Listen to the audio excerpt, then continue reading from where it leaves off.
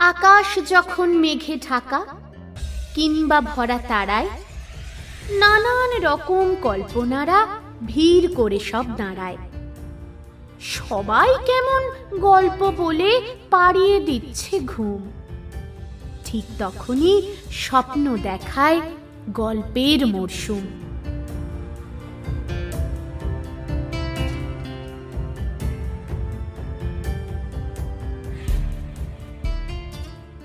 নমস্কার ভালোবাসার মরশুমের বন্ধুরা, কেমন আছো সবাই? আশা করি ভালোই আছো। আজ শনিবার আর সময় যখন রাত্রি 9:30, তার মানে গল্পের মরশুমের নতুন গল্প নিয়ে চলে আসার সময় হয়ে গেছে। জানি জানি জানি অন্তরাদির লেখা মানেই তোমাদের কাছে একটা আলাদা অনুভূতি, একটা উত্তেজনাও বটে। অপেক্ষা করে থাকো তো তোমরা অন্তরার লেখা গল্পের জন্য। তাই আজকে আর অপেক্ষা করাবো না, একদম চটপট শুরু করে দেব আজকের গল্প। আজকে অন্তরার লেখা। কিরে, তুই বলবি তোর গল্পের নাম নাকি আমি বলবো? আমি বলবো? আরে বল কিছু। তুই বল। আজকের গল্প সাঁঝ বেলার রূপকথা। দেখছিলাম পরীক্ষা করে ভুল বলিস। শুরুতেই ভুল বলবো, ওরকম হয়? হ্যাঁ, বলতেই পারিস। ঠিক আছে, যাই হোক, চল তাহলে শুরু করা যাক আজকের গল্প। তবে গল্প পাঠে থাকছি আমি, আমার সঙ্গে কি তুইও মাঝে মাঝে নাক গলাবি? না না, আমি অন্যের ব্যাপারে নাক গলাই না রে। আচ্ছা ঠিক আছে, তাহলে চলা যাক, মানে শুরু করা যাক। দেখেছিস ভুল বলছিস। তোর জন্যই তো ভুল বলছি।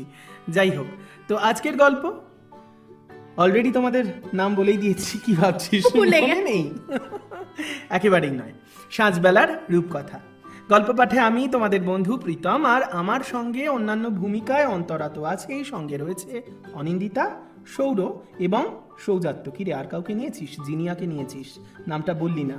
পরের দিন ও ভিডিওতে আসতেই চাইবে না, তখন আমরা বিপদে পড়বো। তুই ভুলে গিয়ে সব বলছিস। একেবারে নয়। যাই হোক, চল, অনেক ছ্যাবলামি আজকে শুরুতেই হয়ে গেছে। আর হ্যাঁ, ওই ইউটিউবকে একবার বলে দিতে হবে, হ্যাঁ, এই সমস্ত গল্পগুলো আমরা যারা মানুষ, আমাদের কাটলে রক্ত টক্ত বেরোয়, আমরা কোনো কৃত্রিম বুদ্ধিমত্তা নই, আমরা নিজেরা লিখি, নিজেরা বলি। অতএব আমাদেরকে ওই লো এফার্ট কন্টেন্ট, ইনঅথেন্টিক কন্টেন্ট বলে গাল দেওয়ার কিন্তু কোনো মানেই হয় না। কি রে, তাই তো? গাল দেওয়ারই সমান। যাই হোক, শুরু করা যাক আজকের গল্প। তাড়াতাড়ি শুরু কর, বকেই যাচ্ছে। একদম তাই। তো শুরু হোক আজকের সাঁঝবেলার রূপকথা। বিয়ে বাড়ি। আহা, মজা ভারী। শুভমিতা আর মৈনাকের বহু বছরের ভালোবাসার সম্পর্ক আজ একটা সুন্দর পরিণতির দিকে এগোচ্ছে। বৈদিক মন্ত্রোচ্চারণের জাঁক জমকপূর্ণ বিয়ের আগে আজ ওদের আইনি বিয়ে, মানে যাকে কোট আনকোট আমরা রেজিস্ট্রি ম্যারেজ বলি। আর তার সঙ্গেই চলছে আংটি বদল এবং বাঙালি মতে আশীর্বাদের অনুষ্ঠান। আসলে এইসব আংটি বদল টদল হাল ফ্যাশনের ব্যাপার স্যাপার আর কি। লাভ ম্যারেজ হলেও দুই পরিবারের উপস্থিতিতে মৈনাকের বাড়িতেই বসেছে একেবারে চাঁদের হাট। সম্পর্কের সূত্রপাত অবশ্য সেই ছোটবেলায়, তখন ওরা পাশাপাশি বাড়িতেই থাকতো। মৈনাকদের ঠিক পাশের বাড়ির একতলা বাড়িটায় ভাড়া থাকতো শুভমিতারা। তখন শুভমিতার মা বেঁচে ছিলেন, কিন্তু উচ্চ মাধ্যমিক পরীক্ষা চলাকালীন মাত্র 3 দিনের জ্বরে হঠাৎ করেই শুভমিতার মা চলে যান। শুভমিতার বাবাও মারা গিয়েছিল আরও আগে। তারপর থেকে মায়ের মতো শুভমিতাকে বড় করে তুলেছে ওর মাসি, যাকে ও ভালোবেসে মোমো বলে ডাকে। শুভমিতার সঙ্গে মাসির বয়সের তফাৎ খুব বেশি দিনের নয়, ওই মাত্র বছর 15। নিজের জীবন বিয়ে সব বিসর্জন দিয়ে মোমো আগলে রেখেছিল শুভকে। তাই শুভমিতার কাছে মাসিই তার কর্ম, মাসিই তার ধর্ম। শুভমিতার মায়ের মৃত্যুর পর মাসির সরকারি স্কুলের চাকরিটা বদলে যায় বর্ধমানের এক গ্রামে, মানে মাসির বদলি হয় আর কি। অগত্যা কলকাতার সেই একতলা ভাড়া বাড়ি ছেড়ে ওদের চলে যেতে হয়। তারপর শুভমিতা গ্র্যাজুয়েশন কমপ্লিট করে বর্ধমান ইউনিভার্সিটি থেকে। এদিকে মৈনাক ততদিনে বিটেকে ভর্তি হয়ে গেছে। তবে দূরত্ব ওদের সম্পর্কে বিন্দু বিসর্গ চির ধরাতে পারেনি। মাধ্যমিকের আগে থেকেই দুজনের মনে যে ভালো লাগাটা তৈরি হয়েছিল তা সময়ের সঙ্গে সঙ্গে আরও মজবুত হয়েছে। বাড়ির সকলেও ওদের পছন্দটা জানত এবং কারোরই এ ব্যাপারে না কোনো আপত্তি ছিল না। মৈনাকের পরিবার অবশ্য বেশ বড় এবং একেবারে ভরা সংসার যাকে বলে। বছরখানেক আগে মৈনাকের বাবা মারা গেছেন। এখন পরিবারে আছে তার মা, ছোট বোন আর ছোট কাকা। ছোট কাকার স্ত্রী বহু বছর আগেই মারা গেছেন।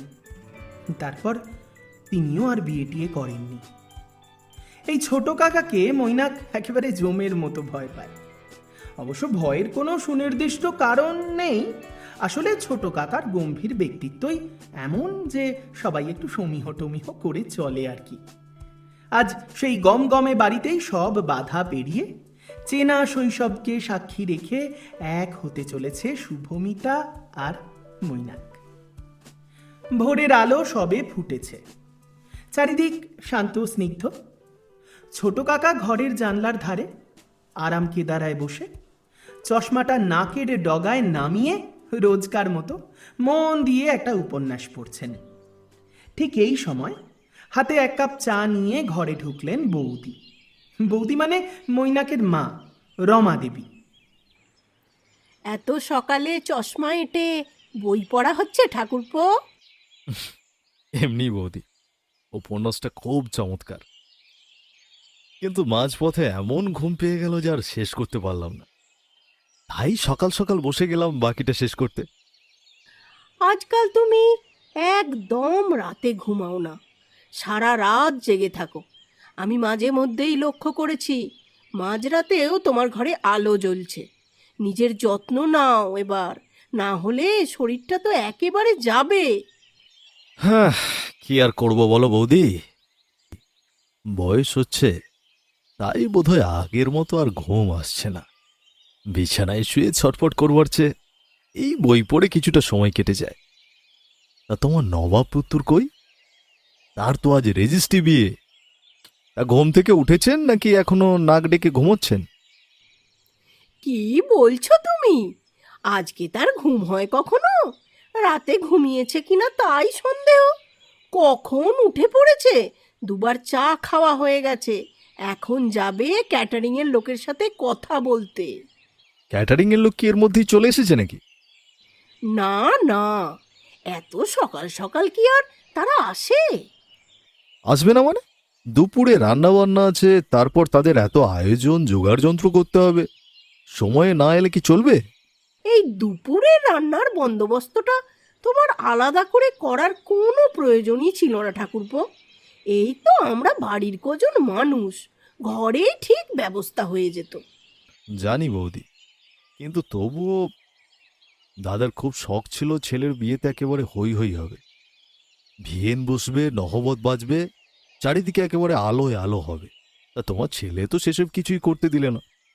আইনি বিয়ে করেই দায় সারছে। অন্তত লোকজনকে ডেকে মন ভরে খাওয়াতে তো দাও। দাদার ইচ্ছেটার এইটুকু মান তো রাখি। রমা দেবী ভাবলেন, ঠিক আছে বাবা, আর এদের মাঝখানে কথা না বাড়ানোই ভালো। তাই একটু নরম হয়ে বললেন, ঠিক আছে বাবা, তোমরা কাকা ভাইপো মিলে যা খুশি করো, আমি আর কিছু বলবো না। আমি বরং এবার যাই, ক্যামেরার ছেলেটা চলে এসেছে, ওর জন্য একটু জল খাবার বানাতে হবে। সে কি, এখনো রান্নার ঠাকুর এলো না, ডেকোরেশন কমপ্লিট হলো না, আর এরই মধ্যে ফটোগ্রাফার এসে হাজির? ওরে বাবা, তুমি কোন যুগে পড়ে আছো ঠাকুরপো? এখন তো ফটো তোলার জন্যই লোকে বিয়ে করে। রাজকীয় সাজে হিরোর মতো পোজ দিয়ে ছবি উঠবে, তবে না বিয়ে সার্থক। কে আর আজকাল মন্ত্র বা নিয়ম কানুনের দিকে অত নজর দেয় বলো? একদম আজকালকার কথাগুলো বলতে বলতে হাসতে হাসতে ঘর থেকে বেরিয়ে যান রমা দেবী। ছোট কাকা আবার চশমাটা আর একবার ঠিক করে নেয়, আবারও বইয়ের পাতায় মন দেয়। আর মনটা যেন বইয়ের পাতা ছাড়িয়ে চলে যায় পুরনো দিনে। মনে মনে ছোট কাকা ভাবতে থাকে, দুনিয়াটা বড্ড তাড়াতাড়ি বদলে যাচ্ছে, কিন্তু আমার তো এখনো এই অনুষ্ঠান, নিয়ম কানুন, আচারবিধি এগুলোই সব থেকে বেশি পছন্দ। সময়ের নিয়ম মেনে সত্যি দেখতে দেখতে মৈনাকটাও কত বড় হয়ে গেল, যেন এই সেদিনের কথা। সকাল 7:30। শুভমিতা সবেমাত্র চুলগুলো বেঁধে তৈরি হচ্ছিল। ঠিক তখনই ফোনটা বেজে উঠল। স্ক্রিনে মৈনাকের নাম দেখে শুভমিতার মুখে এক চিলতে মিষ্টি হাসি ভেসে উঠল। মৈনাক ও প্রান্তে তখন উত্তেজিত। হ্যালো, কিরে, ঘুম ভেঙেছে নাকি আরো খানিকক্ষণ স্বপ্ন টপ্ন দেখবি? আজকের দিনটার কথা মনে আছে তো নাকি ভুলে গেলি রে? মৈনাক, সকাল সকাল শুরু করলি, মনে থাকবে না কেন? কোনো মুহূর্তেই আমি ভুলতে পারবো না। আমি তো একদম রেডি, শুধু গাড়ি আসার অপেক্ষা। তোর তৈরি হওয়া আমার জানা আছে, ও সবাই হয়, কিন্তু তুই তো 9:30 পর্যন্ত আড্ডা মারবি। এই, আমার কিন্তু 1 মিনিটও ভালো লাগছে না তোকে ছাড়া। মনে হচ্ছে ঘড়ির কাঁটাগুলো না থমকে আছে। জোর করে ধরে এগিয়ে দিতে পারলে বাঁচি। প্লিজ 9টা পর্যন্ত একদম ওয়েট করাবি না, তার আগেই চলে আয় না রে। ওলে বাবালে, ধৈর্য আর ধরে না। দাঁড়া, শাড়িটা ঠিকঠাক করে পরি আগে। আর তুই কি চাস আমি একেবারে পাগলির মতো সেজে তোর বাড়ির সামনে গিয়ে দাঁড়াই? তাহলে তো সবাই বলবে মৈনাকের বউ সাজতে পারে না, খ্যাপা মতন। তুই যেমন সেজে আসবি আমার কাছে তুই সব থেকে সুন্দরী থাকবি, হয়েছে? আরে পাগলি হলেও আমারই তো পাগলি। শাড়ি গয়না পরে তার থেকে আর কি বেশি সুন্দর হবি তুই? তুই আসবি, এটাই সব থেকে বড় গিফট আমার জন্য, বুঝেছিস? আচ্ছা বাবা, হয়েছি, এত প্রশংসা করতে হবে না। আমি বেরোচ্ছি, জ্যাম না থাকলে ঘন্টাখানেকের মধ্যে পৌঁছে যাব। কি বললি? 1 ঘন্টা? উমা, সে তো অনেক দেরি। এই, তার আগেই আমার বাড়ির সবাই সদর দরজায় তোকে দেখতে চাইছে। না হলে আমি কিন্তু সোজা তোর বাড়ি গিয়ে তোকে ধরে নিয়ে চলে আসবো, এই বলে দিচ্ছি কিন্তু। আচ্ছা আচ্ছা, আসছি তো। তোর কি মনে হয় আমি শুধু শুধু দেরি করি? আমারও তো মনটা কেমন করছে। ঠিক আছে, আসছি। ততক্ষণে শুভমিতার মোমো অন্য ঘর থেকে হাতের কাজ করতে করতে শুভমিতার ঘরে এসে ঢুকলো। 40 ছুঁই ছুঁই বয়স হলে কি হবে মোমোর রূপ আর চমৎকার ব্যক্তিত্বের কাছে? আজকের যুগের ওসব 25-26 বছরের তরুণীরাও না অনায়াসে ফিকে। এক ঢাল চুলে রূপোলি রঙের ছোঁয়া লেগেছে একটু একটু, কিন্তু ওর তীক্ষ্ণ চোখে মুখের টান আর চিরসবুজ হাসিতে কোনো ভাঁজ পড়েনি, ঠিক যেন সুইট 16। পরনে একটা সুতির সাধারণ এলিগেন্ট শাড়ি, তাতেই ওর আভিজাত্য ফুটে উঠছে। মোমো ঘরে ঢুকতেই শুভমিতা ফোনটা বিছানায় রেখে ওর দিকে তাকালো। কি রে শুভ, সকাল থেকে তো দেখছি শুধু ফোনের দিকে তাকিয়ে হেসেই যাচ্ছিস। বরকে কি এখনই সব গল্প বলে শেষ করে দিবি? একটু বাদেই তো যাচ্ছিস ওখানে বাবা। ওহ মোমো, তুমিও না পারো বটে। মৈনাক বারবার ফোন করে তাড়া দিচ্ছিল, বলছিল কখন আসবো। ওর নাকি আর তর সইছে না। তা তো দেবেই। মৈনাক ছেলেটা সত্যি খুব ভালো রে, তোকে বড্ড ভালোবাসে। ছোটবেলা থেকেই তো দেখেছি তোদের। তবে হ্যাঁ, শ্বশুরবাড়িতে গিয়ে কিন্তু আবার বরের সঙ্গে ঝগড়াঝাটি করিস না, কেমন? আমি বুঝি শুধু শুধু ঝগড়া করি? তুমি তো সব সময় মৈনাকের পক্ষ না। আচ্ছা মোমো, একটা কথা বলো তো। কি কথা রে? এই যে আজ আমার বিয়ে, অথচ তুমি নিজেকে সাজালেই না, একটা সাধারণ শাড়ি পরে আছো। যদিও তোমার এই রূপের সামনেও আমরা সবাই সেজে গুজেও ফ্যাকাশে, তবুও একটা ভালো শাড়ি তো পরতে পারতে। প্লিজ পরো। ধুর পাগলি, আজ তো সাজবার দিন তোর। তোকে যখন লোকে কোণের সাজে দেখবে তখন আমার মনটা এমনি ভরে যাবে জানিস। তোর মা থাকলে আজ কত খুশি হতো বলতো। মানে তো কি হয়েছে মোমো, তুমি তো আছো। তুমি বিয়ে না করে নিজের গোটা জীবনটা আমাকে মানুষ করতেই দিয়ে দিলে। তুমি তো আমার মা, আমার আমার সব। না না, আজকে একদম কান্নাকাটি নয়। আর আমি বিয়ে করিনি তাতে আমার কোনো আফসোস নেই রে। তোকে মৈনাকের মতো একটা ভালো ছেলের হাতে তুলে দিতে পারছি, এর চেয়ে বড় আনন্দ আমার কিছু থাকতে আছে? এবার চল তো, আর দেরি করিস না, ঝটপট জিনিসপত্রগুলো গুছিয়ে নিবি। চল চল চল। গাড়িটা এসে থামল চৌধুরী বাড়ির ঠিক সদর দরজায়। শহরের বুকে মাথা উঁচু করে দাঁড়িয়ে থাকা এক অভিজাত সাবেকিয়ানা। কলকাতায় তো আজকাল এমন বড় বড় খড়খড়ি দেওয়া জানলা, চওড়া বারান্দার বাড়িগুলো প্রায় ইতিহাস হয়ে গেছে প্রমোটারদের চক্করে। কিন্তু এখানে তারা এখনো স্বমহিমায় টিকে আছে, সেটাই আশ্চর্যের। চারিদিকে লাল, নীল, হলুদ আলো আর তাজা গাঁদা ফুলের মালায় চমৎকার করে সাজানো হয়েছে সেই বাড়ি। এখন দিনের আলো, তাই আলোগুলো জ্বালার প্রয়োজন হয়নি। কিন্তু রাতের অন্ধকারে যখন আলোগুলো জ্বলে উঠবে, বাড়িটাকে ঠিক যেন একটা রাজপ্রাসাদের মতোই দেখাবে। গাড়ি থেকে নেমে বাড়ির দিকে তাকিয়েই মোনালিসা কেমন যেন উদাস হয়ে গেল।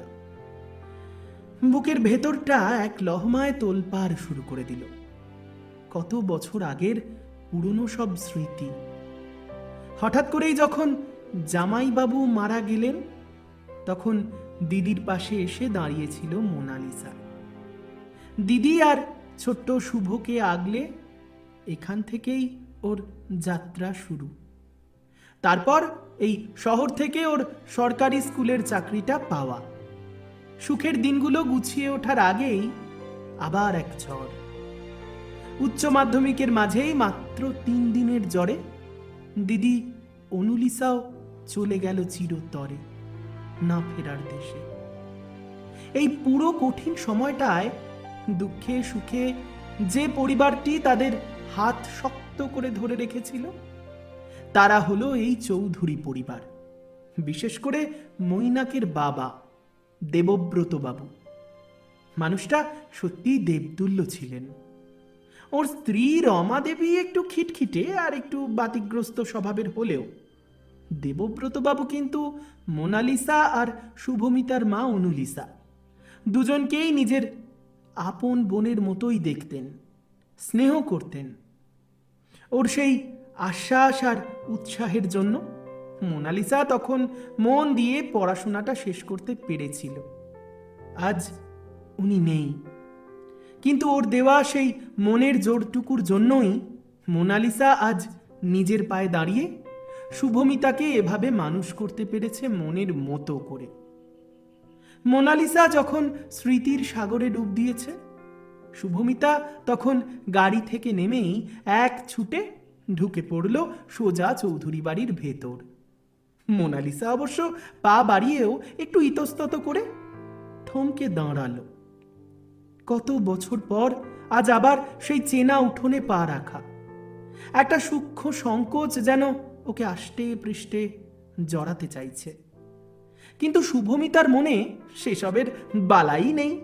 আসলে ও তো মাঝে মধ্যেই এখানে আসে টাসে, তাই এই বাড়িটা ওর নিজের বাড়ির মতোই চেনা। মোনালিসাকে দরজার মুখে ওভাবে ইতস্তত করে দাঁড়িয়ে থাকতে দেখে ভেতর থেকে প্রায় ছুটে বেরিয়ে এলো মৈনাক। বেশ উচ্ছ্বসিত গলায় বলল, আরে মোমো, দরজায় দাঁড়িয়ে কেন? এসো এসো, ভেতরে এসো। কত বছর পর এলে বলো তো? আরে এসো না, দাঁড়িয়ে রয়েছে, আমরা সবাই তোমাদের জন্য অপেক্ষা করছি। মৈনাকের গলার চেনা আওয়াজে আর সেই স্বতঃস্ফূর্ত ভঙ্গিমায় মোনালিসার ঘোর কাটল। ওর ঠোঁটের কোণে ফুটে উঠল সেই চিরপরিচিত স্নিগ্ধ হাসিটা। সংকোচের মেঘটা এক পলকে কেটে গিয়ে মনটা এক অদ্ভুত শান্তিতে ভরে গেল। মৈনাকের ডাকে মোনালিসার সংকোচ কেটে গেল। ও মৃদু হেসে মৈনাকের সঙ্গে পা রাখল চৌধুরী বাড়ির অন্দরে। ভিতরে তখন উৎসবের মেজাজ, চারিদিকে সাজো সাজো রব, আত্মীয় স্বজনদের ভিড়, কোলাহল। বসার ঘরেই তদারকি করছিলেন মৈনাকের মা রমা দেবী। মোনালিসা এগিয়ে গিয়ে ওনার পায়ে হাত ছুঁয়ে প্রণাম করল। বেঁচে থাকো, বেঁচে থাকো। তা শেষ পর্যন্ত বিয়েটা আর করলে না মোনালিসা? আমি বিয়ে করলে শুভকে কে দেখতো বলো তো বৌদি? ওর তো তখন আপন বলতে আর কেউ ছিলই না, তাই না? কেন? সেই রকম ভালো পাত্র দেখে বিয়ে করলে সে নিশ্চয়ই আমাদের শুভকে আপন করে নিত। মেয়েটা অন্তত বাবার স্নেহটুকু পেত। রমাদেবী আসলে মনে মনে মোনালিসাকে খুব একটা পছন্দ যে করেন তেমনটা নয়। এই যে মোনালিসা সরকারি চাকরি করে, একা হাতে একটা বাচ্চা মেয়েকে মানুষ করলো, অথচ নিজে বিয়ে করলো না, আর ওর এই আধুনিক মানসিকতা, এগুলো রমাদেবীর মতো প্রাচীনপন্থী চিন্তা ভাবনার মানুষের ভাবনা চিন্তার সঙ্গে ঠিক মেলে না। ওর ধারণায় মেয়েরা একটু বেশি স্বাধীন হলেই মুশকিল। ওদের একটু অস্বস্তিকর কথোপকথনের মাঝেই গম্ভীর পায়ে ড্রয়িং রুমে এসে হাজির হলেন মৈনাকের ছোট কাকা সৌম্যব্রত বাবু। ওর উপস্থিতিতে ঘরের পরিবেশটা এক নিমেষে যেন বদলে গেল। ঠিক আছে বৌদি, কথাবার্তা খোঁজ খবর সেসব পরে হবে। ওরা সবেমাত্র এতটা রাস্তা জার্নি করে এলো, আগে ওদের ব্রেকফাস্টটা দিয়ে দাও। এই না না, আজকে আমি সকালের খাবার কিচ্ছু খাবো না, মানে আজকে আমার সোমবারের উপোস তো, তাই জন্য। ও মা, তুমি আবার ঠাকুর দেবতাও মানো নাকি? না, চিন্তা করো না, নিরামিষের ব্যবস্থাই করা হয়েছে। আমার ছেলে তো বিয়ের আগেই মাসি শাশুড়ির সব খোঁজ খবর নিখুঁত রাখে।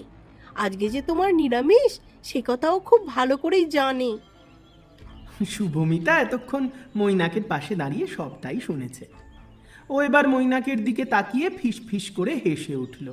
তাহলে বুঝতেই পারছো মামুনি, বরটাকে আমি একদম ঠিকঠাক পছন্দ করেছি, কি বলো? রমাদেবী এবার আর থাকতে পারলেন না। ওর খিটখিটে ভাবটা এক লহমায় গলে জল হয়ে গেল। এগিয়ে এসে শুভমিতাকে পরম স্নেহে ধরল জড়িয়ে। আমার ছেলের পছন্দ তোর থেকেও বেশি ভালো রে, বুঝলি? কথাটা শুনেই টুপ করে হবু শাশুড়ি মাকে একটা প্রণাম করে ফেলল শুভমিতা। রেজিস্ট্রি বিয়ে বলে কথা। তারপর রমাদেবী ওকে জড়িয়ে ধরে বলে উঠল, হয়েছে হয়েছে মা, আর প্রণাম করতে হবে না। সুখে থাকো লক্ষ্মী মা আমার। ঠিক সেই সময় একেবারে ঝড়ের বেগে ঘরে ঢুকলো ক্যামেরাম্যান ইন্দ্রজিৎ। তাকে অবশ্য সবাই ইন্দ্র বলেই ডাকে। ঘরে ঢুকেই একেবারে মাথায় হাত দিয়ে চিৎকার করে উঠল, যা, কোনে এর মধ্যেই ভেতরে ঢুকে গেল। আমি ভাবলাম বাইরে একটা সিনেম্যাটিক শট নেব। গাড়ি থেকে নামার সময় চোখের মুখে সেই এক্সপ্রেশনটা, ধুর ধুর, এই লুচি আর আলু চচ্চড়িটাই আমার পুরো শটটাই মাটি করে দিল। ধুর। এমনিতে সৌম্যব্রত এসব যে খুব একটা পছন্দ করে তা তো নয়, তাই এদের নিয়ে একটু বেশি বিরক্ত। সকাল থেকে শুধু ফটো আর ভিডিওই তুলে যাচ্ছে। অমনি একটু বিরক্ত হয়ে সৌম্যব্রত বলল, হয়েছে হয়েছে তোমার ফটো? সকাল থেকে দেখছি শুধু ভিডিও আর ফটোই হয়ে যাচ্ছে, কাজের কাজ তো কিছু হচ্ছে না। আরে কাকা বাবু, এই ফটো আর ভিডিওটাই তো আজীবন থেকে যাবে। এই যে এত রান্না বান্না খাওয়া দাওয়া, এ সবাই ওই মনের সুখে খাবে, তারপরের দিনই এসব ভুলে যাবে। কিন্তু এই ভিডিও আর ছবিগুলো আজীবন স্মৃতি হয়ে ফ্রেমে বন্দি থাকবে। হ্যাঁ, সেই স্মৃতি আজীবন রাখার জন্যই তো তুমি আমার পকেট থেকে গুনে গুনে 30,000 টাকা লুটে নিলে। এ বাবা, ছি, কি বলছেন কাকু? আমি সব জায়গায় 50,000-এর উপর চার্জ নিই। নেহাত ময়না আমার ছোটবেলার বন্ধু, তাই এত কমে করছি। মৈনাক এতক্ষণ চুপ করে এই কাণ্ডই দেখছিল। ইন্দ্রর মুখে নিজের নামের এরকম বিকৃত ভার্সন শুনে ও আর ঠিক থাকতে পারল না। বেশ চোখ পাকিয়ে বলে বসলো, এই আবার তুই আমায় ময়না বলছিস? দাঁড়া, তোর আজকে আমি তোকে মেরেই ফেলবো। ইন্দ্র মুচকি হেসে টুক করে সাইড কাটিয়ে মৈনাকের মার থেকে বেঁচে চলে গেল সৌম্যব্রত বাবুর পিছনে। কিন্তু যেতে যেতে থমকে দাঁড়ালো মোনালিসার সামনে। মোনালিসার চমৎকার তীক্ষ্ণ ফিচার্স আর তীক্ষ্ণ ব্যক্তিত্ব, এসব দেখে একজন খাঁটি ফটোগ্রাফার হিসেবে ওর চোখ রীতিমতো থমকে গেল। ম্যাডাম, আপনার ফিচার্সটা তো বেশ দারুণ সুন্দর। আপনার কিন্তু আমি বেশ কয়েকটা ভালো ভালো পোর্ট্রেট শট নেব। ইন্দ্রদা, এটা আমার মোমো। মোমো? সে কি, চিকেন না ভেজ? এই ছেলেটার সব কিছুতে ছ্যাবলামো করাটাই স্বভাব। ধর, তুমি খালি মজা করো। আরে এটা আমার মাসি, আমি মোমো বলি। মাসি? সে কি এত ছোট আর এত ইয়াং মাসি? ইন্টারেস্টিং। তবে ম্যাডাম, একটা কথা কিন্তু বলতেই হবে, আপনি এক কথায় পিকচার পারফেক্ট। আমি কিন্তু এখন থেকেই আপনার ছবির স্লট বুক করে রাখলাম। মোনালিসা ইন্দ্রর এই ছটফটে স্বভাব আর রসিকতার ভঙ্গিমা দেখে না হেসে পারল না। ওর গম্ভীর মুখেও এক চিলতে সুন্দর মিষ্টি হাসি ফুটে উঠল। হ্যাঁ হ্যাঁ, সে ছবি আমি তুলবো খন, কিন্তু এখন তো নতুন বরকনের ছবি তোলো। নিশ্চয়ই তুলবো তুলবো তুলবো নিশ্চয়ই তুলবো। তবে সবার আগে একটা পারফেক্ট ফ্যামিলি পিকচার হয়ে যাক। সবাই জলদি ওই পাশাপাশি দাঁড়িয়ে পড়ুন তো দেখি। লেন্স কিন্তু রেডি। উফ, বাপরে বাপ, এই ছেলেটার তাড়াহুড়োয় রমা দেবী, সৌম্যব্রত বাবু, মোনালিসা, মৈনাক আর শুভমিতা সবাই একেবারে হাসি মুখে ঘরের ঠিক মাঝখানে এসে পাশাপাশি দাঁড়ালো। তারপর যথারীতি ক্যামেরার ফ্ল্যাশ জ্বলে উঠল। একদম পারফেক্ট। ব্যাস, এক ক্লিকেই ফ্রেম বন্দি হয়ে রইল দুটো পরিবারের আনন্দ, মান, অভিমান আর এক রাশ ভালোবাসার মুহূর্ত। ইন্দ্রর ক্যামেরা পর্ব মিটিয়ে শুভমিতা আর মোনালিসাকে দোতলার একটা ছিমছাম ঘরে বসার ব্যবস্থা করে দেওয়া হয়েছিল আগে থেকেই। এতটা জার্নি টায়ার্ড হয়ে গিয়ে মোনালিসা একটু ফ্রেশ হতে ঢুকেছেন। এদিকে শুভমিতা পড়েছে এক মহা বিপদে। বিছানার উপর রাখা রয়েছে চমৎকার দুটো শাড়ি, একটা খয়েরি পাড়ের ঢাকাই আর অন্যটা গাঢ় হলুদ রঙের তসর। আয়নার সামনে দাঁড়িয়ে শুভমিতা একবার এই শাড়িটা গায়ে ধরছে তো আরেকবার ওইটা নামিয়ে অন্যটা দেখছে। কিছুতেই ঠিক করতে পারছে না বেচারা কোনটায় তাকে বেশি ভালো মানাবে। ঠিক সেই সময় ঘরের পাশের বারান্দা দিয়ে হেঁটে যাচ্ছিল মৈনাক। ঘরের দরজাটা একটু খোলাই ছিল। যেতে যেতে হঠাৎই ওর নজর গেল আয়নার দিকে। হলুদ রঙের শাড়িটা গায়ের ওপর ধরে শুভমিতা যখন এক মনে নিজেকে দেখছে, মৈনাক এক মুহূর্তের জন্য ওখানেই গেল থমকে। শুভমিতার গায়ের মিষ্টি শ্যামবর্ণ রঙে সেই হলুদ শাড়িটা যেন একেবারে সোনার মতো ঝকঝক করছে। কপালে এসে পড়া আলগা চুল আর দ্বিধাগ্রস্ত মুখের সেই মিষ্টি চাহনি দেখে মৈনাক আর নিজেকে ধরে রাখতে পারলই না। এদিক ওদিক তাকিয়ে দেখে নিল কেউ কোথাও নেই। অমনি সে বাবাজি পা টিপে টিপে ঝট করে ঘরে ঢুকে দরজাটা আধ ভেজা করে দিল। হঠাৎ আয়নায় মৈনাকের প্রতিবিম্ব দেখে শুভমিতা চমকে উঠল। আরে আরে, এ কি? ছাড়ো, তুমি এখানে কি করছো? কি শয়তান দেখো, চোরের মতো পা টিপে টিপে ঘরে ঢুকে পড়েছো তো। যাব বাবা, এই বাইরে যাও, মোমো কিন্তু যে কোনো সময় বেরিয়ে পড়বে, দেখবে। আরে যাও তো এখান থেকে। মোমো আসুক, আজ তো আর কেউ আমাদের আটকাতে পারে না শুভ। একটু পরেই তো তুই খাতায় কলমে পাকাপাকি ভাবে আমার বউ হয়ে যাবে। তা এতক্ষণ ধরে আয়নার সামনে দাঁড়িয়ে দাঁড়িয়ে কি ভাবা হচ্ছে শুনি? আরে ধুর, দেখ না, মোমো জোর করে শাড়ি দুটো ধরিয়ে দিল, বললো যে কোনো একটা নাকি এখন পরতে হবে। ও বেলার ড্রেসটা তো আলাদা, এখন এই খয়েরি ঢাকাইটা পরবো নাকি হলুদ তসরটা বুঝতেই পারছি না। বুঝলাম, এক কাজ কর, হলুদটা পর। হলুদটা কেন? হলুদটা পরে আমার ভালো লাগবে, আর ঢাকাইটা পরে ভালো লাগবে না। আরে দেখ বাবা, দুটো পরেই ভালো লাগবে, কিন্তু হলুদটা পরে বেশি ভালো লাগবে। ওই তুই যখন হলুদ শাড়িটা গায়ের ওপর ধরলি না, বুকের ভিতরটা কেমন যেন করে উঠলো। ছোটবেলার সেই ছোট্ট তুই কত বড় হয়ে গেলি, আর একটু পরে আমার বউও হয়ে যাবি। এই তোর গায়ের রঙের সঙ্গে না এই হলুদ শাড়িটাই বেশি মানাচ্ছে, বিশ্বাস কর। আমার মনে হচ্ছে আজকে রেজিস্ট্রি ম্যারেজ করার পর তোকে আমাদের বাড়িতেই রেখে দিই, আর ফিরতে হবে না তোকে। বললেই হলো, ফিরতে তো হবেই। এই মোমো চলে আসবে, জানা। আরে দুধ তেরি, জানা জানা করছিস কেন? যাচ্ছি যাচ্ছি। এই দরজা আওয়াজ হচ্ছে। আরে বাবা যাচ্ছি, দাঁড়া না। এই কিন্তু মনে থাকে জানো, আমি কিন্তু বারবার বলছি ওই হলুদ শাড়িটাই। হ্যাঁ ঠিক আছে, পরবো, যা। ঠিক আছে। বাথরুমের দরজা খোলার শব্দ পেয়ে শুভমিতা একদম ধাক্কা মেরে ঘর থেকে বার করে দিল মৈনাককে। মোনালিসা চুলটা মুছতে মুছতে বেরোলো। আয়নার সামনে দাঁড়িয়ে শুভমিতার ওই লাল হয়ে ওঠা কান, গাল আর ঠোঁটের কোণের চোরা হাসিটা দেখে কিছু একটা মনে করলো। ওর ঠোঁটের কোণেও একটা ঠাট্টার হাসি ফুটে উঠল। চুলগুলো তোয়ালে দিয়ে মুছতে মুছতে একটু গলা খাঁকিয়ে বলল, তা বলছিলাম যে কিরে শুভ, এইভাবে হাট করে খুলে গেল কি করে দরজাটা? আমি তো মনে হয় ভেজিয়ে দিয়ে গিয়েছিলাম। আর তোর মুখের যা অবস্থা, মনে হচ্ছে এইমাত্র ঘরে কোনো ঝড় বয়ে গেছে, বুঝলি?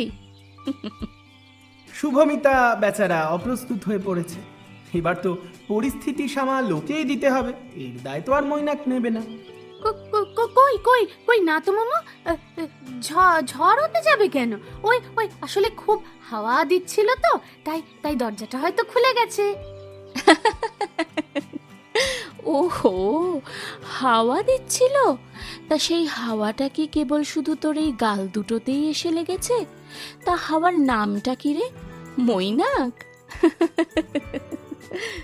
ওহ মোমো, তুমিও না সব সময় শুধু খ্যাপাও।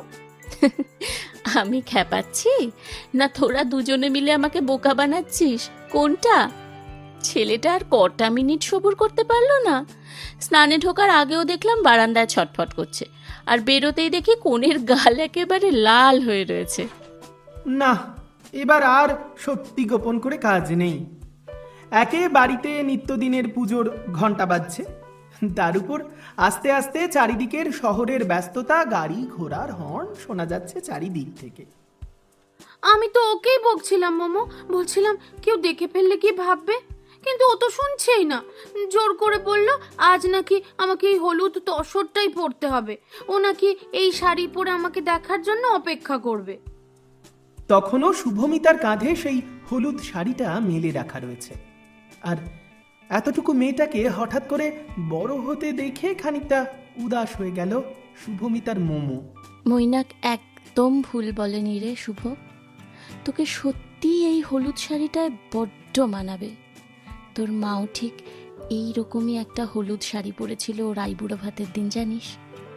তোকে আজ দেখলে যে দিদি কি খুশি হতো। মোমো, তুমি আবার মায়ের কথা ভেবে মন খারাপ করছো? ধুর, আজ এত আনন্দের দিন, মন খারাপ করতে যাব কেন? জামাইবাবু আর দিদি যেখানেই থাকুক, ওপর থেকে তোকে দেখছেন আর আশীর্বাদ করছেন। আর মৈনাকের মতো ছেলে যখন তোর পাশে আছে, আমার আর কোনো চিন্তা নেই রে। নে, এবার আর দের করিস না কেমন? ঝটপট শাড়িটা পরে তৈরি হয়ে নে। বরের তো আবার ওদিকে তরই সইছে না। এবার রেজিস্টার চলে এলে না, তুই যেভাবে আছিস সেভাবেই টানতে টানতে নিয়ে চলে যাবে, দেখিস। নে নে, তৈরি হয়ে নে। শুভমিতা মোমোর কথা শুনে হেসে ফেলল। মোমোর এই ভরসা আর স্নেহের পরশ যেন ওর মনের সব দ্বিধাটুকু মুছে দিল। পরম যত্নে হলুদ শাড়িটা হাতে তুলে নিল সাজার জন্য। আজ শুভমিতা আর মৈনাকের খাতায় কলমে রেজিস্ট্রি বিয়ে হবে দুপুরে, আর তারপর এলাহি খাওয়া দাওয়ার পর্ব মিটলেই এই প্রথম দফার গল্প এখানেই শেষ।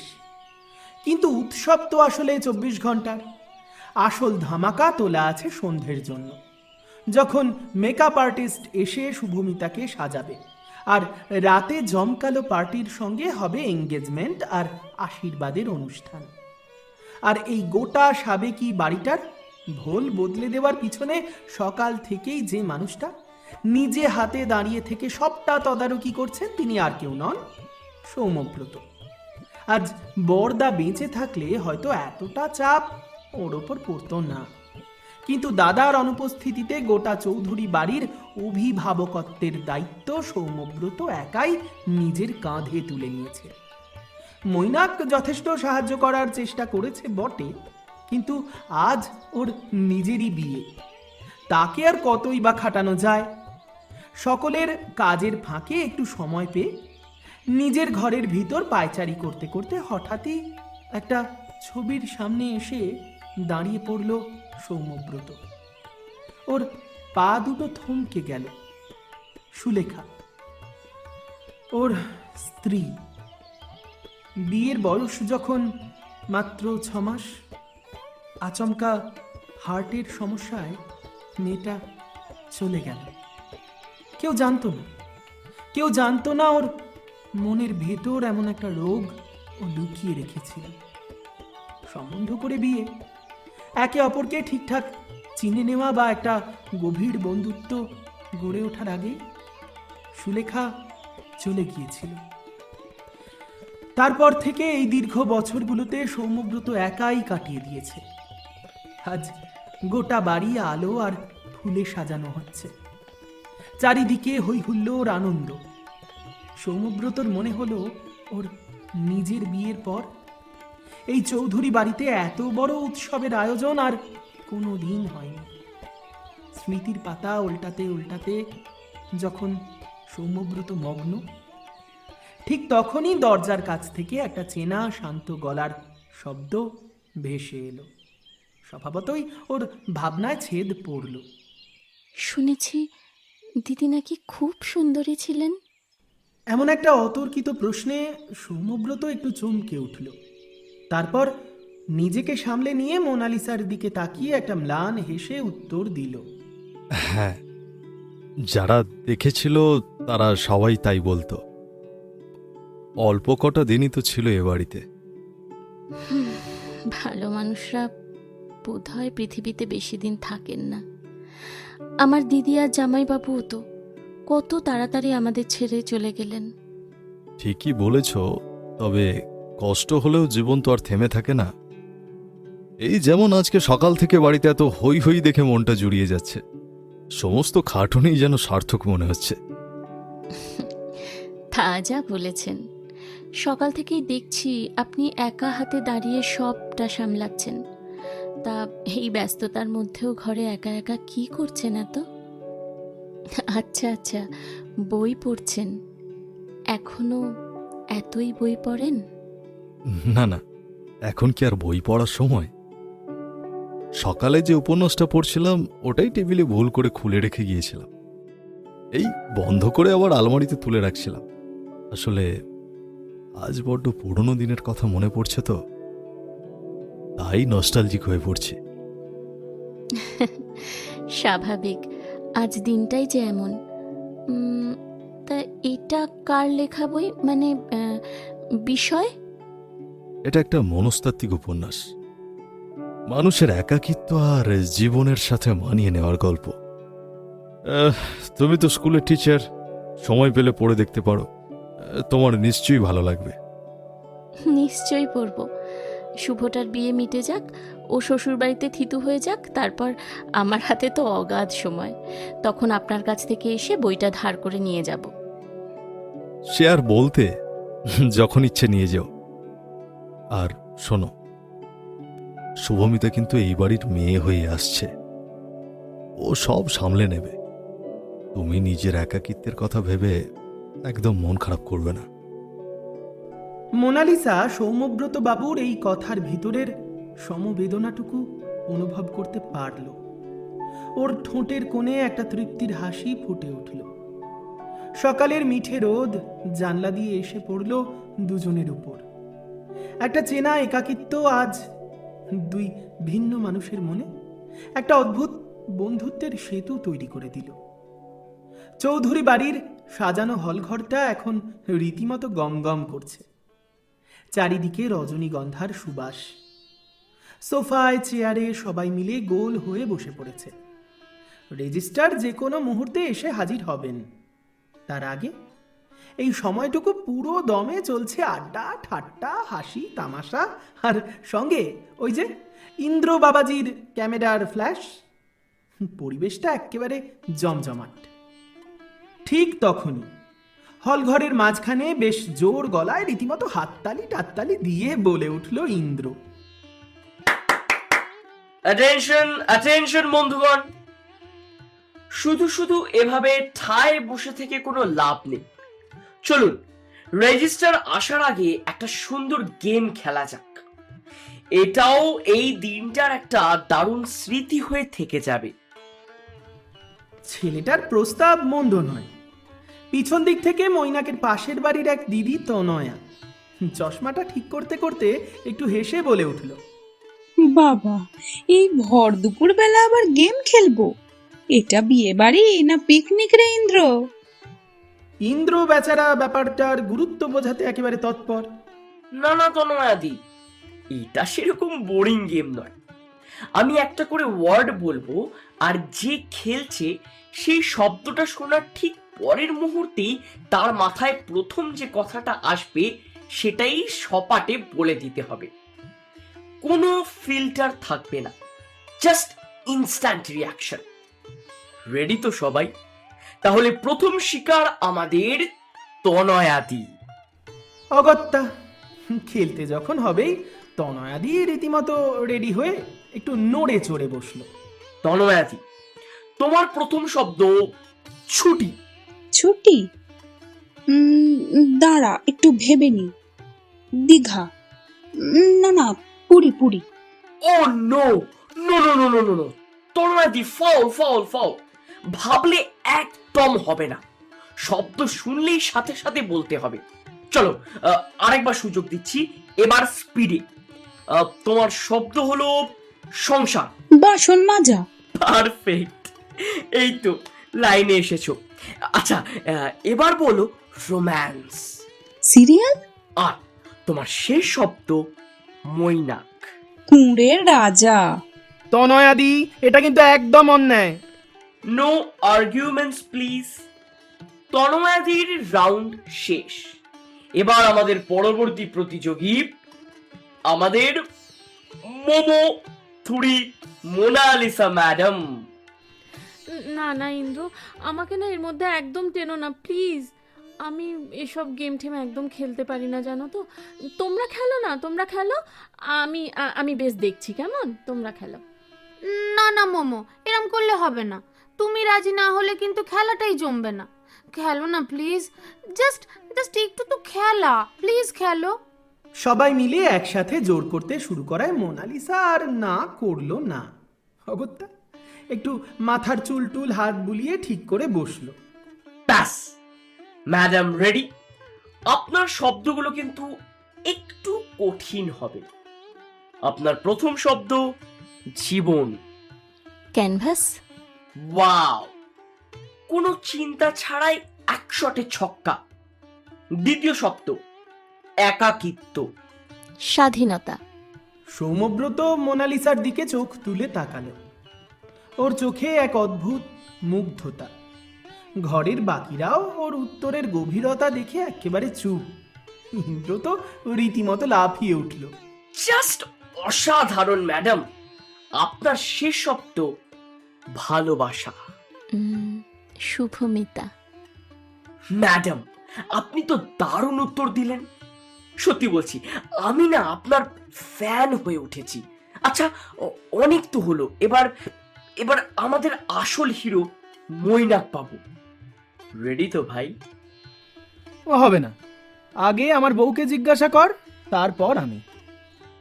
ওকে ওকে ওকে, আমাদের বউ পাগলা আগে বউকে এগিয়ে দিচ্ছে। তাহলে এবার আমাদের নতুন কোণে শুভমিতা দেবীর পালা। তোমার মনের কথাগুলো একটু শোনা যাক। আচ্ছা চলো, আমি রেডি, বলো। তাহলে তোমার ফার্স্ট ওয়ার্ড নতুন বাড়ি। আপনজন। বাহ। সেকেন্ড ওয়ার্ড অভিমান। ও এক নিমেষেই গলিয়ে দেয়। আইসক্রিমের মতো, তাই না?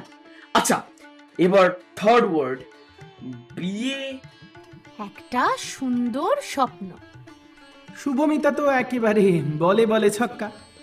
মৈনাক তো শুভমিতার এইসব উত্তর শুনে পুরো মন্ত্রমুগ্ধের মতো তাকিয়ে রইল। ইন্দ্র এবার মৈনাকের দিকে ঘুরে দাঁড়ালো। এবার আমাদের মৈনাক বাবু। কি এবার রেডি তো? আমি অলওয়েজ রেডি, বর্ন রেডি যাকে বলে, বুঝলি? ওকে ওকে ওকে ওকে, তাহলে ওর ফার্স্ট ওয়ার্ড ভবিষ্যৎ। শুভমিতা। বাহ। আচ্ছা, দ্বিতীয় শব্দ শান্তি। শুভমিতা। আরে ইয়ার, সব প্রশ্নর এক উত্তর কেন? আচ্ছা আচ্ছা, শেষ শব্দ। ওকে, শেষ শব্দ চা। শুভমিতার হাতের চা। ছেলের এমন প্রতিটা প্রশ্নে শুভমিতা শুভমিতা শুভমিতা করা শুনে রীতিমতো সোফায় বসে মুখটুক বেঁকিয়ে একটু চড়া গলায় রমাদেবী বলে উঠলেন, হ্যাঁ রে, এখনো তো বিয়েই হলো না, তার আগেই বইয়ের নাম জপ করতে শুরু করে দিলি, আমাদের তো ভুলেই গেলি। আচ্ছা, এবার এই খেলার অন্তিম পর্ব, আমাদের সবার শ্রদ্ধেয় সৌম্যব্রত কাকাবাবু। সর্বনাশ! শেষে সৌম্যব্রত নাম শুনেই হলে হাসির হট্টগোলের রেশ একেবারে এক নিমেষে একটু থমকে গেল। মৈনাক তো ভয়ে ভয়ে সোজা হয়ে বসল। সৌম্যব্রতবাবু চশমাটা নাক থেকে নামিয়ে ইন্দ্রর দিকে তাকালো, বেশ গম্ভীরভাবে হেলান দিয়ে বসলো সোফায়। ঠিক আছে, তবে আগেই বলে রাখছি, আমি কিন্তু মৈনাকের মতো এক উত্তর বারবার দেব না। একদম না কাকু, আপনার জন্য প্রথম শব্দ স্মৃতি। কিছু সুন্দর মুহূর্ত যা কখনো পুরনো হয় না। দারুণ। দ্বিতীয় শব্দ অপেক্ষা। ভালো কিছুর জন্য একটু দীর্ঘ সময় পথ চেয়ে থাকা। আর আপনার শেষ শব্দ কাকু প্রেম। মোনালিসা। কি কি কি? সবাই ঠিক শুনল? পুরো হল তখন নিস্তব্ধ। সবাই ভাবছে সৌম্যব্রতবাবু হয়তো সুলেখার কথাই বলবে, কিন্তু ওর অবচেতন মনের গভীরে লুকিয়ে থাকা সেই বহু বছর আগের সত্যিটা আজ কোনো ফিল্টার বা সামাজিকতার বাধাই মানল না। ইন্দ্রর মুখ থেকে শব্দটা বেরোনো মাত্রই অত্যন্ত শান্ত আর গভীর গলায় জবাবটা দিয়েও দিল সৌম্যব্রত। এক মুহূর্তের জন্য পুরো হল ঘর যেন পাথরের মতো জমে গেল। পিন পতন নীরবতা চারিদিকে। নিজের ছেলে মেয়েদের বিয়েতে গোটা চৌধুরী পরিবারের আত্মীয় স্বজনদের মাঝখানে এই রাশভারী মানুষটা যে নিজের মুখে এত বড় একটা গোপন সত্যি এভাবে রিভিল করে দেবে, তা দূর দূরান্তেও কেউ কল্পনা করতে পারেনি। মোনালিসা নিজের নামটা শুনেই যেন এক লহমায় বিদ্যুৎ স্পৃষ্ট হলো। ওর হাত পা যেন নিমেষে ঠান্ডা হয়ে যাচ্ছে। একটা তীব্র লজ্জায় আর চরম অস্বস্তিতে ওর ফর্সা মুখটা কান গলা অবধি একেবারে লাল হয়ে উঠছে। নিজের অজান্তেই ওর দুই হাত শাড়ির আঁচলটা শক্ত করে খামচে ধরছে।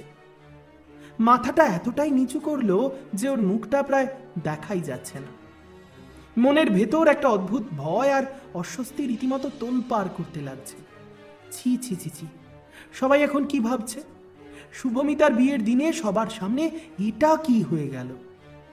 রমাদেবী সোফায় হাঁ করে মোনালিসার দিকে তাকিয়ে রইল। মৈনাক আর শুভমিতা অবিশ্বাস্য চোখে একে অপরের দিকে তাকালো ইতস্ততভাবে। ইন্দ্রর হাত থেকে রীতিমতো ক্যামেরাটা পড়ে যেতে যেতে বাঁচল। পুরো ঘরের আবহাওয়াটা এক কথায় ভারী আর ভীষণ সংকোচপূর্ণ। কেউ কি বলবে, কিভাবে পরিস্থিতি সামাল দেবে, কিছুই বুঝে উঠতে পারছে না। ঠিক সেই সময় সমস্ত ভাবনায় ছেদ পড়ল একটা হর্নের শব্দে। রেজিস্টার এসে গেছে। হলঘর তখন একেবারেই নিস্তব্ধ। উৎসবের সেই চঞ্চল মেজাজটা যেন হঠাৎ করেই উবে গেছে। কিছুক্ষণ আগেই যে এখানে একটা মারাত্মক ঝড় বয়ে গেছে তা ঘরের প্রায় প্রত্যেকটি মানুষের মুখ দেখলে অনায়াসে বোঝা যায়। রেজিস্টার যখন মৈনাক আর শুভমিতাকে সই করানোর জন্য পাশাপাশি বসালেন, ঠিক সেই মুহূর্তেই হঠাৎই সোফা থেকে উঠে দাঁড়ালেন রমাদেবী। ওর মুখ থমথমে, চোখ দুটো রীতিমতো রাগে জ্বলছে। স্পষ্ট গলায় জানিয়ে দিলেন মোনালিসার সঙ্গে ওর কিছু একান্ত কথা আছে, তা না শেষ হওয়া পর্যন্ত কেউ সই সাবুদ করবে না। সবাইকে রীতিমতো গম্ভীর চিন্তায় ফেলে রমাদেবী মোনালিসাকে প্রায় টেনে নিয়ে গেল নিজের দোতলা ঘরের দিকে। বাকিরা নিচে বসে রীতিমতো প্রমাদ গুনল। হঠাৎ কি এমন হলো যে রমাদেবী মোনালিসাকে একেবারে আলাদাভাবে ডেকে পাঠালো? দোতলার বন্ধ ঘরের ভিতর পরিবেশটা তখন বেশ উত্তপ্ত। মোনালিসা এক কোণে দাঁড়িয়ে আছে, ওর বুকটা ভয়ে ঢিপ ঢিপ করছে। রমাদেবী ঘরের দরজা বন্ধ করে ওর সামনে এসে দাঁড়ালো। বিশ্বাস করুন বৌদি, হঠাৎ উনি সবার সামনে কেন যে আমার নাম করলেন আমি তার কিছুই জানি না। আমি সত্যি কিছু বুঝতে পারছি না বৌদি। ও মা, তুমি জানবে না তো কে জানবে? ন্যাকামো করো না মোনালিসা। আমার বরাবরই একটা সন্দেহ ছিল, আর এই কথা আমি তোমার দাদাকেও বেঁচে থাকতে কতবার জানিয়েছিলাম। এখন কি চাইছো তুমি? এই ছেলে মেয়ে দুটোর ভবিষ্যৎ নষ্ট হয়ে যাক? আজ ওদের এই আনন্দের দিনে এই নোংরামিটা না করলেই নয়। বিশ্বাস করুন, আমি সত্যি এসবের কিচ্ছু জানতাম না। আমি তো শুধু এখানে আমার আমার শুভমিতার আনন্দের জন্যই এসেছিলাম। উফ, আর ঢং করো না। তোমার চরিত্র আমাদের সবার খুব ভালো করেই জানা আছে। বাইরে ওই আধুনিকতার মুখোশ পরে আসলে যে কি কি ফন্দি আঁটো। হঠাৎই ঘরের দরজা ঠেলে ভিতরে ঢুকলো সৌম্যব্রত। এসব আলোচনা এখন বন্ধ করো বৌদি। নিচে রেজিস্টার আর বাকি সবাই অপেক্ষা করছে রেজিস্ট্রির জন্য। চলো নিচে চলো। না ঠাকুরপো, আমি কোথাও যাব না। আজ যেটা তোমার ফালতু আলোচনা মনে হচ্ছে, পরবর্তীকালে সেটাই কিন্তু এই দুটো ছেলে মেয়ের জীবনে একটা বিরাট সমস্যা হয়ে দাঁড়াবে। সত্যিটা যদি আজকে এভাবে সবার সামনে না আসতো, তাহলে হয়তো এত কিছু হতো না। কিন্তু তোমার মনে যখন এখনো এই বিষয়টাই রয়ে গেছে। এসব বন্ধ করো বৌদি প্লিজ। মানছি আমি ওই খেলায় তাড়াহুড়োতে নেহাতি অনিচ্ছাকৃতভাবে একটা ভুল শব্দ বলে ফেলেছি। মানে আমি তো আসলে মোনালিসার ওই বিখ্যাত ছবিটার কথা ভাবছিলাম, তাই মুখ দিয়ে শব্দটা। আমাকে কি বোকা পেয়েছো ঠাকুরপো? নাকি যারা ওই হল ঘরে বসে আছে তাদের কারও কোনো বুদ্ধি নেই? শব্দটা মুখ দিয়ে বেরোনোর পর তোমাদের দুজনের মুখ দুটোর অবস্থা কি হয়েছিল জানো? আমি সব বুঝি। আমি স্পষ্ট দেখতে পাচ্ছি আমার ছেলের সংসারে এবার তোমাদের এই নোংরা সম্পর্কের জন্য অশান্তি ঢুকবে। অশান্তি আমাদের জন্য নয় বৌদি, অশান্তি যা হওয়ার সেটা তোমার এই কুৎসিত মানসিকতার জন্য হবে। বিষয়টাকে তিল থেকে তাল করবার কোনো দরকার নেই। আর তাছাড়া আমি বারবারই দেখে আসছি মোনালিসাকে নিয়ে তোমার একটা অদ্ভুত সমস্যা। ও তোমার কি ক্ষতি করেছে যে ওকে দেখলেই তোমার এত সমস্যা হয়? চুপ করো ঠাকুরপো। আজ ওর মতো একটা মেয়ের জন্য তুমি আমাকে এত বড় কথা শোনাচ্ছ? আজ তোমার দাদা বেঁচে নেই, তাই তুমি এই বাড়ির কর্তা হয়েছো। আর কর্তা হয়েছো বলেই আমাকে যা খুশি তাই বলতে পারছো। রীতিমতো তরজা যখন তুঙ্গে, তখন ঘরের দরজাটা জোরে ধাক্কা দিয়ে ভিতরে ঢুকে এলো মৈনাক। ও নিচে আর ঠিক থাকতে পারেনি। ঘরে ঢুকেই ও কাকার দিকে তাকালো। ওর চোখ মুখ তখন রাগে লাল। বেশ কড়া গলায় বলল মৈনাক, কাকু প্লিজ, আমার মাকে এসব উল্টো পাল্টা কথা বলা বন্ধ করো। তুমি নিজে অন্যায় করেছ। সবার সামনে একটা কি বিচ্ছিরি ফালতু কথা বলে বসেছ, আর এখন নিজের ভুল ঢাকতে আমার মায়ের ওপর চোটপাট করছো। আমার বাবা বেঁচে থাকলে এটা মোটেই মেনে নিতেন না। মোনালিসা বেশ চমকে উঠে একবার মৈনাকের দিকে তাকালো, আর ছেলের মুখে মায়ের প্রতি এমন একটা সমর্থন পেয়ে খানিক কেঁদে উঠল রমা দেবী। বাবা! মৈনাক, এ কি, কিভাবে কথা বলছো তুমি নিজের কাকার সঙ্গে? উনি তোমার গুরুজন হন। তুমি একদম চুপ করো মোমো। আমারই ভুল। আমি তোমাকে অন্য রকম ভেবেছিলাম, কত শ্রদ্ধা করতাম। আর তুমি, ছি, তুমি আড়ালে আড়ালে আমার কাকার সঙ্গেই। মুখ সামলে কথা বলো মৈনাক, চুপ করো। আমার মোমোর নামে একদম উল্টোপাল্টা কথা বলবে না। আমার মোমো তো নিজে থেকে কিছুই বলেনি। যা বলার তোমার কাকা বলেছে, তাকে যা বলার বলো। তার মনে আমার মোমোকে নিয়ে যদি কোনো ফিলিংস থাকে, তার দায়িত্ব মোমোর নয়। শুভমিতা, তুমি চুপ করো, চুপ করো তুমি। নিজের মাসির হয়ে আর সাফাই গাইতে হবে না তোমায়। মা আগেই বলেছিল এই মহিলা আদতেও সুবিধের নয়। সামান্য একটা সরকারি প্রাইমারি চাকরি করে এত বড় বাড়ি, তোমার পড়াশুনোর এত খরচ, তোমার এত শখ আহ্লাদ উনি কিভাবে জুগিয়েছেন। এবার আমি তার আসল রহস্যটা বুঝতে পারছি। ছি ছি ছি ছি। মৈনাকের মুখে এরকম চরম কুরুচিকর ইঙ্গিতপূর্ণ কথাটা শোনা মাত্র সৌম্যব্রত বাবুর মাথায় রীতিমতো রক্ত চড়ে গেল। উনি আর নিজেকে ধরে রাখতে পারলেন না।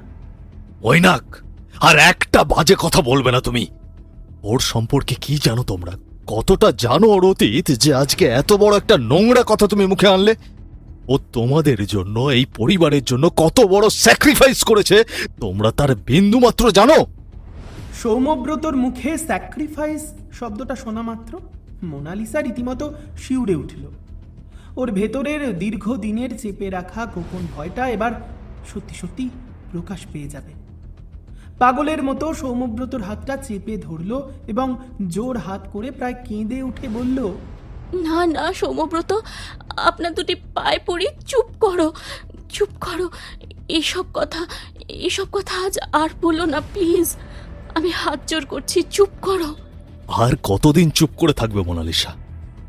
আজ যদি না বলি, এরা এই দুই অবুঝ ছেলে মেয়ে তোমাকে এভাবে অপমান করতেই থাকবে, আর আমি তা সহ্য করতে পারছি না। আমার দিব্যি রইল তোমার উপর, আমার মাথা খাও তুমি। তুমি আর একটা শব্দও বলবে না, চুপ করো, দয়া করে চুপ করো তুমি। বন্ধ ঘরের ভিতর চার জোড়া চোখের সামনে তখন এক মস্ত বড় না বলা সত্যির পাহাড় রীতিমতো দাঁড়িয়ে রয়েছে মাথা উঁচু করে, যা যে কোনো মুহূর্তে ভেঙে পড়তেই পারে। আর ওদিকে নিচে রেজিস্ট্রি খাতাটা টেবিলের ওপর ওভাবেই খুলে রেখে বসে আছে রেজিস্টার, আর এদিক ওদিক রীতিমতো সবাই আত্মীয় স্বজনরা চোখ মুখ চাওয়াচাওয়ি করছে। সে এক ম্যাসাকার কাণ্ড। আর ওদিকের ক্যামেরাম্যান ইন্দ্র, সে তো রীতিমতো বারান্দায় দাঁড়িয়ে মাথা চুল করছে। এবার কি ফটো তুলবে, কি ভিডিও নেবে, ও নিজেও জানে না। হ্যাঁ রে, ফাইনালি বিয়ে বাড়িতে এরকম একটা লন্ডভন্ড করে ফেললি। কি করেছিস? বিয়ে বাড়ি হবে না, সেটা আমরা তো আমারও খাবো না প্রশ্ন। বিয়ে বাড়ি, খাবো না আমরা বিয়ে বাড়ি। সত্যি ওদিকে রেজিস্ট্রার বসে লোকজন তো রীতিমতো। আচ্ছা একটা আমি কি করেছি বলতো? যা করেছে সৌম্যব্রত বাবু করেছে তো। ঠিক আছে, তার দায়ভার সৌম্যব্রত বাবুর। এক কাজ কর, আজকে মৈনাক আর শুভমিতার বিয়েটা হয়ে যাক, কালকে সৌম্যব্রত বাবু আর মোনালিসার বিয়েটা হয়ে যাক। বললেই হলো, বিয়ে হওয়া এত সহজ হলে তো আগেই। না না না না না, বলা তো যাবে না, তাহলে গল্পে কি শুনবে সবাই? তাই তো। আচ্ছা, তাহলে এই গল্পের দ্বিতীয় পর্ব, অন্তিম পর্ব, তাই তো? অন্তিম পর্ব আসছে আগামী শনিবার ঠিক রাত্রি 9:30 শুধুমাত্র গল্পের মরশুমে। আচ্ছা, ভালো কথা। গল্পের মরশুমে আমরা রীতিমতো অনেক মেইল পাচ্ছি, শুধু গল্পের মরশুম বলে নয়, ভালোবাসার মরশুমেও পাচ্ছি যে অনেকেই নিজেদের লেখা গল্প আমাদের পাঠাতে চাইছে। যদিও এই প্রসঙ্গে আমরা পরে কমিউনিটি পোস্ট করব। গল্পের মরশুমে আমরা কিন্তু গল্প নেব, তবে এত তাড়াতাড়ি নয়। ভালোবাসার মরশুমে কিন্তু শুধুমাত্র অরিজিনালসই চলবে, সেখানে কিন্তু শ্রোতাদের গল্প পাঠ করার কোনো অপশন আপাতত নেই। তো যেটা আছে সেটা হচ্ছে গল্পের মরশুমে নিশ্চয়ই আমরা বলতে পারি, তবে একটু সময় দিতে হবে। সবাই মিলে গল্প পাঠালে তো হবে না, আমাদের তো সিলেক্ট করতে হবে, আমাদের সিলেক্ট করতে হবে এবং গল্প থেকে যদি প্রয়োজন হয় চিত্রনাট্য তৈরি করতে হবে, এবং কোন গল্প নিয়ে অডিও স্টোরি হওয়া পসিবল সেটা আমাদের ভাবতে হবে। তবে প্রত্যেক শনিবার রাত্রি 9:30 আমাদের যেরকম এই প্রেম, বন্ধুত্ব, সম্পর্কের টানাপোড়েন, জটিলতা, অনুভূতি এসব নিয়ে গল্প আসছে, এবং সেটা আমার এবং অন্তরার দুজনের লেখা, সেটাই আসবে। হ্যাঁ, আর একটা বিশেষ কথা আমি বলতে চাই, অনেক কমেন্ট পাচ্ছি এমন যে গল্পটা ইংলিশে হয়ে যাচ্ছে, ইংলিশে গল্প বলছো কেন? গল্প কিন্তু বাংলাতেই বলা হয়। ইউটিউব সেটিংসের এটা একটা সমস্যা, তো কিভাবে সেটা সলভ হবে একটু বলে দে। কিছুই নয়, যখন গল্প চলবে স্ক্রিনের ডান দিকের ওপরে একটা সেটিংসের চিহ্ন পাওয়া যায়, সেখানে টাচ করলে ল্যাঙ্গুয়েজ সিলেকশন অপশন আসে, সেখান থেকে বেঙ্গলি অরিজিনাল সিলেক্ট করলে এমনিতেই আমাদের গলাগুলোই আবার শোনা যাবে। তো যাই হোক, যেটা বলছিলাম যে আমরা হয়তো মাসখানেক বা মাস দেড়েক পর অগাস্ট মাসের শেষের দিকে বা সেপ্টেম্বর মাস থেকে সপ্তাহে অন্য একটা দিন করে শুধুমাত্র শ্রোতাদের পাঠানো কোনো গল্প আমরা পাঠ করার চেষ্টা করব। তাই আমরা আপাতত 2 মাস হাতে সময় চেয়ে নিচ্ছি। বেশ কিছু গল্প আমাদের হাতে চলে এসেছে। হ্যাঁ, অনেকদিন ধরে, এমনকি ভালোবাসার মরশুমেও যে গল্পগুলো এসেছে ভালোবাসার মরশুমের জন্য, সে গল্পগুলোকেও আমরা একটু দেখব, বাছাই করব, তাদের সঙ্গে আমরা মেলে যোগাযোগ করব, এবং যারা এখনো আমাদের গল্প পাঠাতে চান সে সংক্রান্ত আমরা খুব শিগগিরই পোস্ট করব। আর যারা ভয়েস ওভার করতে চাইছো বা চাইছেন, তাদের তো আমি পার্সোনালি কথা বলছিও। এছাড়া একটি মানে বিশেষ অনুরোধ, যদি কারোর মানে ক্যামেরা দিয়ে কি করবে তারা? মানে মাইক সেটআপ, সেটাই বল। যদি প্রপার মাইক সেটআপ বা হোম স্টুডিও না থাকে তাহলে কিন্তু এখানে কাজ করাটা একটু কঠিন, ডিফিকাল্ট, যেহেতু আমাদের পুরোটাই নিজস্ব স্টুডিওতে হয়।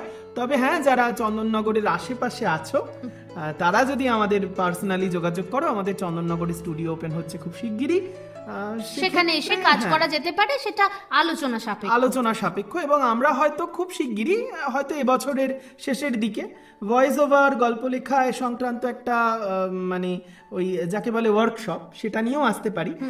সেসব নিয়ে আমরা পরে কথা বলবো, এখন এই নিয়ে কথা বলছি না। তবে যাই হোক, যেটা বলছিলাম যে এই গল্প অর্থাৎ সাঁঝবেলার রূপকথা, এই গল্পের অন্তিম পর্ব নিয়ে তোমাদের সঙ্গে দেখা হচ্ছে আগামী শনিবার ঠিক রাত্রি 9:30টায়। তবে এই পর্বটা যদি ভালো লেগে থাকে তাহলে অবশ্যই লাইক করতে হবে, কমেন্ট করতে হবে, শেয়ার করতে হবে। যারা এখনো সাবস্ক্রাইব করোনি দয়া করে সাবস্ক্রাইব করো।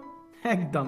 আর আমাদের আরো একটা চ্যানেল রয়েছে, ভালোবাসার মরশুম, সেটা এতক্ষণে বোধহয় অনেকেই জানে। শুধু প্রেমের গল্প হয়, শুধু প্রেম, আহা। যাই হোক, সেখানে প্রেমের গল্পের সময় হচ্ছে মঙ্গলবার দুপুর 3:30 আর শুক্রবার রাত্রি 8টায়। এই এত গল্প আছে, যাও শুনে এসো। যাও শুনে এসো। আর চ্যানেলটা সাবস্ক্রাইব করো, সেই চ্যানেলের লিংক এই গল্পের ডেসক্রিপশনে দিয়ে রাখলাম। একদম। এবার চলে আসবো গত পর্বে যে 10 জন সঠিক উত্তর দিয়েছিলে তাদের নাম ঘোষণায়। তারা হলে পূজা, অঞ্জলি চ্যাটার্জি, সায়ন্তনী মণ্ডল, সাগরিকা মণ্ডল, ঈশানী ঘোষ, ঝর্ণা খাতুন, সুপ্রিয়া বিশ্বাস, অপর্ণা সামন্ত, রাজু সাঁতরা, নমিতা বিশ্বাস, রাজেশ্বরী সরকার, রচনা সামন্ত, বিপাশা বাগ, শুভমিতা হালদার, শুভশ্রী ঘোষ, সঙ্গীতা সমাদ্দার, অ্যালেক্স সহ অনেকেই। এবার চলে আসবো আজকের পর্বের প্রশ্নে। আজকের প্রশ্ন, সৌম্যব্রত বাবুর স্ত্রীর নাম কি? অর্থাৎ যে সৌম্যব্রত বাবুর স্ত্রী বিয়োগ হয়েছে, সেই সৌম্যব্রত বাবুর স্ত্রীর নাম কি? যদি গল্পটা মন দিয়ে শোনা হয়ে থাকে তাহলে এই প্রশ্নের উত্তর ভীষণ সহজ। তাই চটপট আর অপেক্ষা না করে সোজা মোবাইল ফোনটা নাও আর টাইপ করো সঠিক উত্তর শুধুমাত্র কমেন্ট বক্সে। কথা দিচ্ছি, প্রতি পর্বের মতো পরের পর্বে প্রথম 10 জন সঠিক উত্তরদাতার নাম ঘোষণা করব আমি নিজে। আজ অনেক দেরি হয়ে গেল, সবাইকে শুভরাত্রি জানানোর পালা, বিদায় নেওয়ার পালা। তাই তোমরা অবশ্যই ভালোবাসার মরশুমের সঙ্গে সঙ্গে গল্পের মরশুম শুনতে থাকো আর খুব ভালো থাকো। ঝমঝমে বৃষ্টি, ভিজো না কিন্তু, ঠান্ডা ঠান্ডা লেগে যাবে।